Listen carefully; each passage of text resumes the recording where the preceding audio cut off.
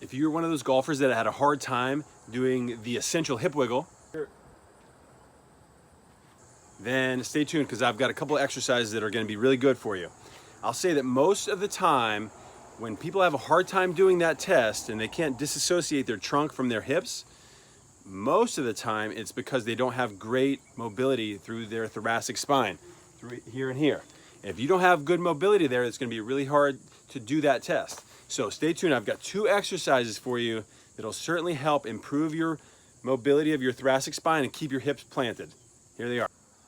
If you don't have great rotation in your trunk and your thoracic spine, I want you to try this. I want you to get on all fours, on hands and knees, and you're going to try to, we call this threading the needle. You're going to try to bring one arm underneath the other one, really reach forward as far as you can, and then after you do that, rotate upward, look at your hands, and try to rotate your shoulder and your hands toward the sky, okay? The thing that I don't want you to do is this, okay? I don't want you to open up your hips. Try to keep your weight equally through your knees and just rotate your trunk. All right?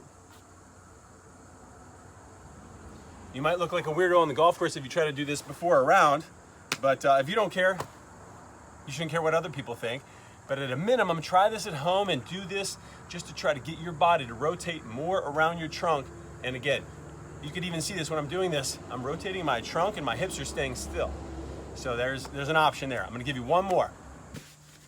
Okay, so a foam roll is not essential for this exercise, but it can help. So if you don't have one, don't sweat it. I'll show you a way to do it without it as well. What I'm gonna have you do is lie on your side and put this underneath your top knee.